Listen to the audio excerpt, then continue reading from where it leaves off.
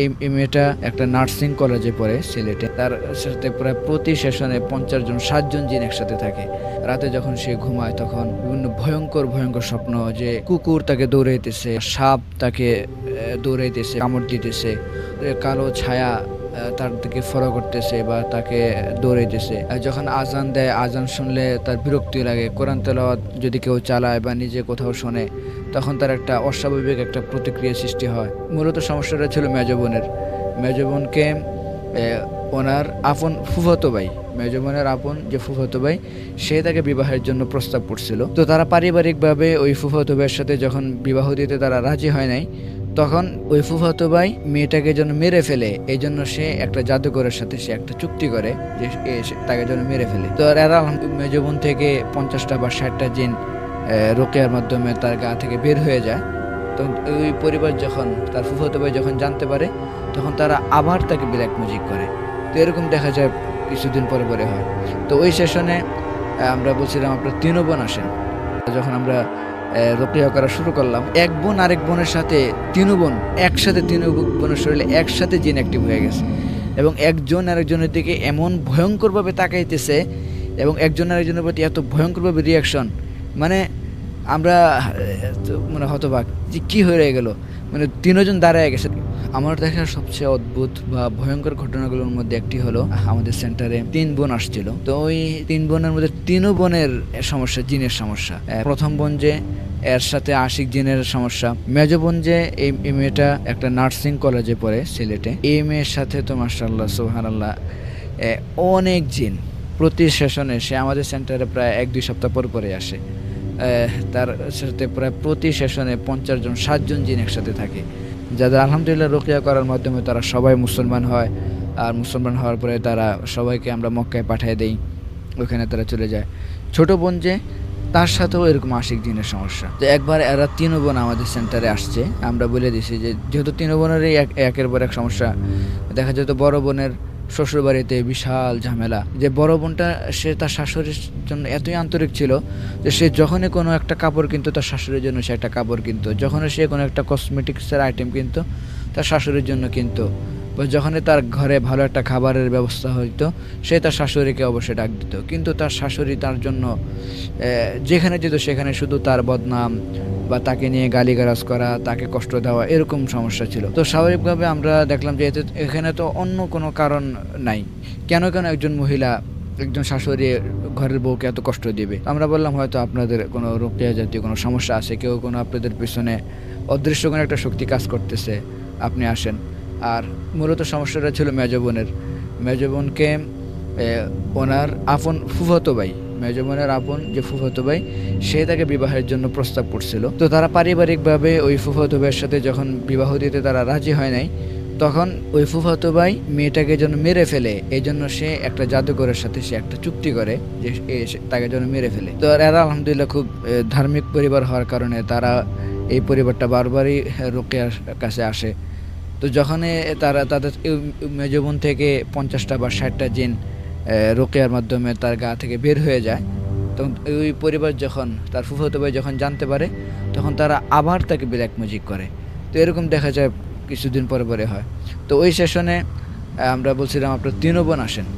3 বোন আসার পরে সুবহানাল্লাহ, যখন আমরা রোকেয়া করা শুরু করলাম, যখন প্রাথমিকভাবে শুরু করছি সূরা বাকারা তেলাওয়াত করা শুরু করছি, আমাদেরকে জিন আমাদেরকে ঠাট্টা করতেছে এবং বলতেছে যে তোমরা এগুলো কী পড়ো, এগুলো আমার কিছুই করতে পারবে না। তো আমরা বললাম যে আসলে কিছু করার মালিক তো আমরা না, শেফা দেওয়ার মালিক আল্লাহ তাআলা। আমরা আল্লাহ তাআলার কালাম পড়তেছি শেফার নিয়তে, আল্লাহ তাআলার কাছে আমরা আশ্রয় চাইতেছি, আল্লাহর কাছে দোয়া করতেছি, আল্লাহ তাআলার পক্ষ থেকে তোমাদের জন্য একটা ফয়সালা আসবে। সুবহানাল্লাহ। অল্প কিছুক্ষণ তেলাওয়াত করার পরে দেখা যাচ্ছে যে এক বোন আরেক বোনের সাথে 3 বোন একসাথে, 3 বোনের শরীরে একসাথে জিন অ্যাক্টিভ হয়ে গেছে এবং একজন আরেকজনের দিকে এমন ভয়ঙ্করভাবে তাকাইতেছে এবং একজন আরেকজনের প্রতি এত ভয়ঙ্করভাবে রিয়াকশন, মানে আমরা মানে হতবাক যে কী হয়ে গেল, মানে 3 জন দাঁড়ায় গেছে, দাঁড়িয়ে একজন আরেকজনের দিকে তাকাইয়া চিল্লাচিল্লি করতেছে, ভয়ঙ্কর আওয়াজে চিল্লাচিল্লি, এবং বলতেছে তুই খবিস, তুই কেন এর সাথে আসছস,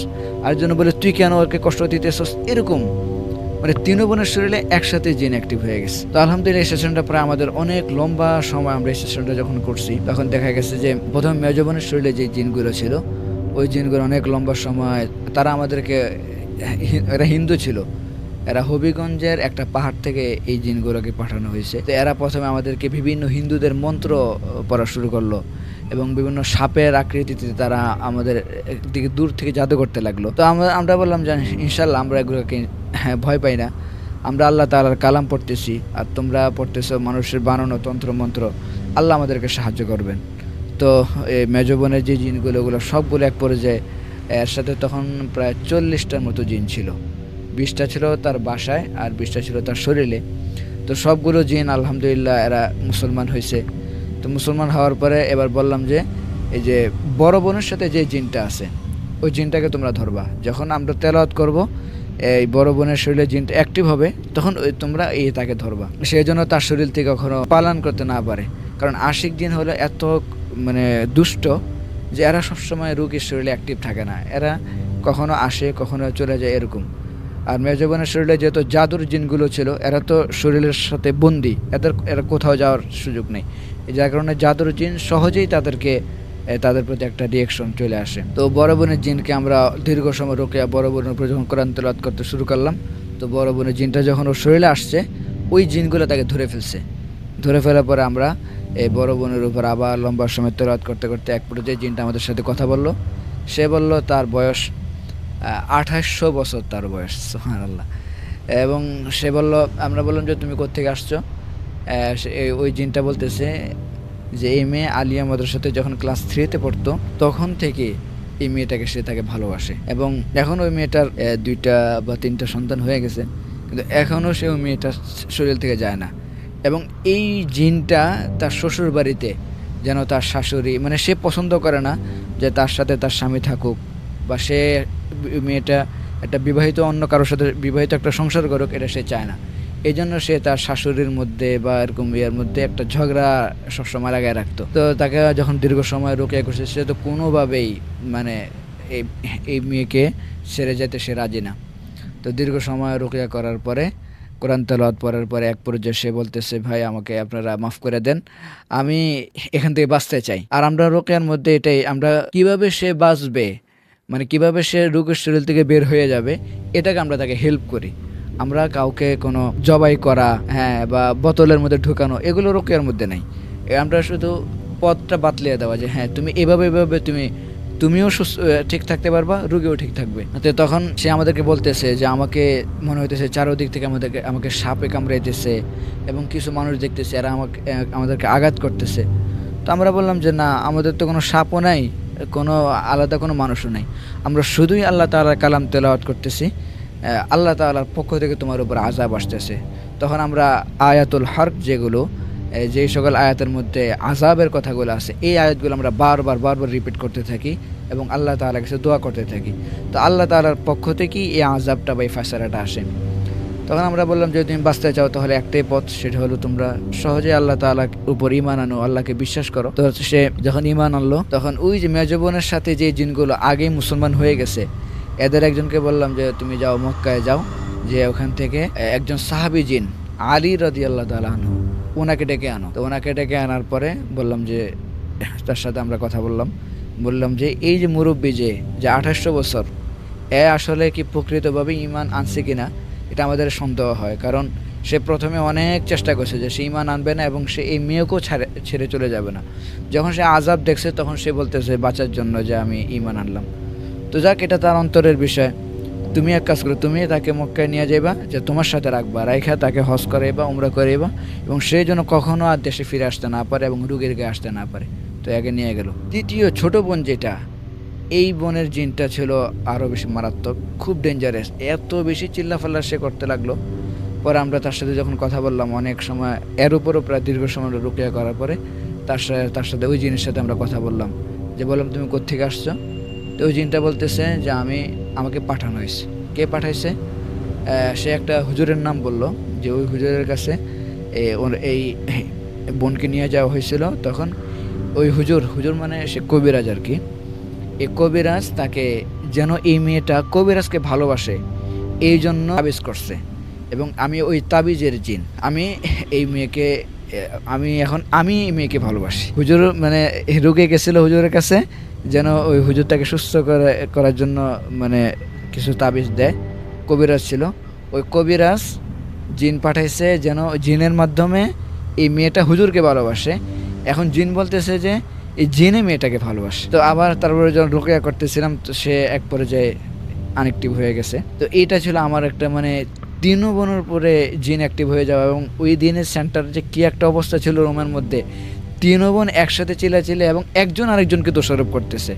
এটা আমার জীবনের একটা অন্যরকম একটা রোকেয়া সেশন ছিল। ওই রকম প্রায় 3.5 ঘন্টার 4 ঘন্টা আমরা এই সেশনটা করছি। রোকেয়া হলো আল্লাহ তাআলার নাম, পবিত্র কালাম বা আল্লাহ তাআলার যে গুণবাচক নামগুলো আছে এগুলোর মাধ্যমে, অথবা রাসূল সাল্লাল্লাহু আলাইহি ওয়াসাল্লাম হাদিসের মধ্যে বর্ণিত যে দোয়াগুলো আছে, অথবা আরবি শব্দ যে শব্দগুলোর অর্থ স্পষ্ট, বা বাংলা শব্দ হতে পারে যেগুলোর অর্থ স্পষ্ট, যেগুলোর মধ্যে কোনো প্রকার শিরিক কুফরি নাই, এমন শব্দ বা আয়াতের মাধ্যমে আল্লাহ তাআলার কাছে রোগ মুক্তির জন্য, শেফার জন্য এগুলো পড়া, এগুলোর মাধ্যমে আল্লাহ তাআলার কাছে সাহায্য চাওয়া। মানুষ সাধারণত রুকিয়া করতে আসে জিনে আক্রান্ত হইলে, বা জাদুতে অনেকে ব্ল্যাক ম্যাজিক আক্রান্ত হয়ে যায়, অথবা বদনজর। সেই বদনজরটা মানুষেরও হতে পারে, অথবা কোনো জিনের বদনজরও হতে পারে। কারণ রাসূল সাল্লাল্লাহু আলাইহি ওয়াসাল্লাম হাদিসের মধ্যে বলেছেন আল আইনু হাক্কুন, যে নজর যেটা সেটা সত্যি। তো এই নজরটা মানুষেরও হতে পারে, জিনেরও হতে পারে। তো এই জাতীয় সমস্যা যেগুলো, এবং অনেকে দেখা যায় যে সে সবসময় অসুস্থতার মধ্যে ভুগতে থাকে, একের পর একটা অসুস্থতা লেগেই থাকে, কিন্তু ডাক্তারি রিপোর্টে কোনো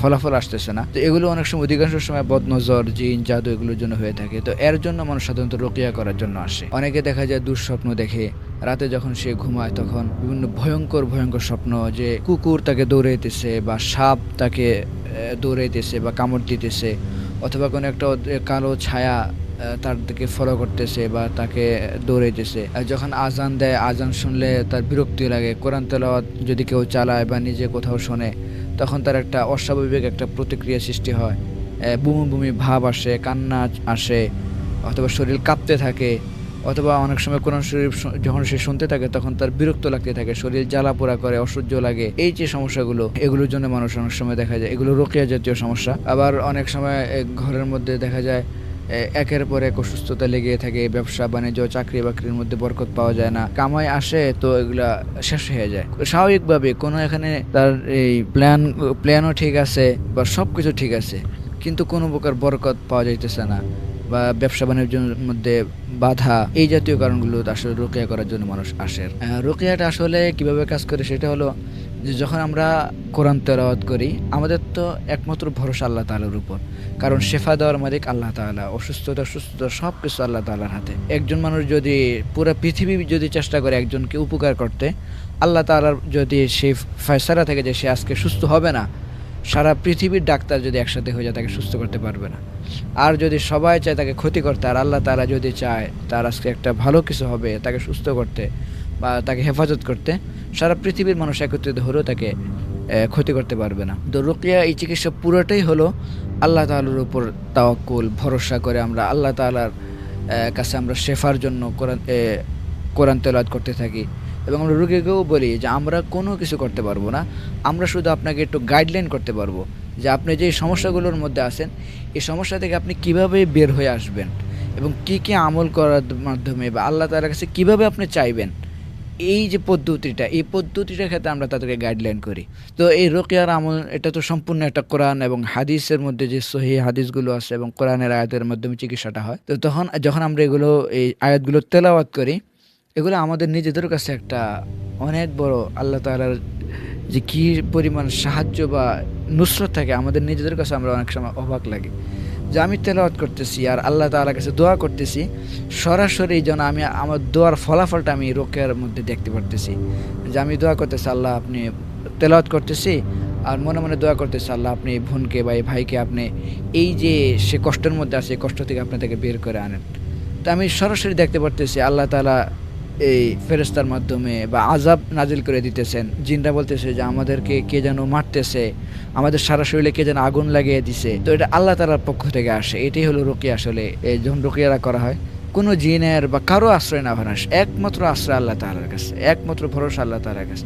আল্লাহর পক্ষ থেকে আযাবগুলো আসতে থাকে। তখন জিনরা কিছুক্ষণ আযাব সহ্য করার পরে যখন দেখছে পারতেছে না, তখন তাদের নিজ থেকে তারা আমাদের কাছে বলে যে আমরা রোগীর শরীর থেকে বের হয়ে যাব, আমাদেরকে আপনি বের হওয়ার একটা সিস্টেম বলে দেন, বা আমরা আর করবো না, আর থাকবো না, আমাদেরকে মাফ করে দেন, এরকম তারা বলতে থাকে। এবং তারা বলতে থাকে যে আমরা পিপাসা, আমাদেরকে একটু খাবার দেন, আমরা একটু পানি চাই, আমাদেরকে একটু পানি দেন। তো এই যে এটা সম্পূর্ণ আসলে আল্লাহ তাআলার পক্ষ থেকে একটা সিস্টেম, এখানে আমাদের কোনো হাত নাই, আমরা শুধু হেল্প করতে পারি, শুধু গাইডলাইন করতে পারি।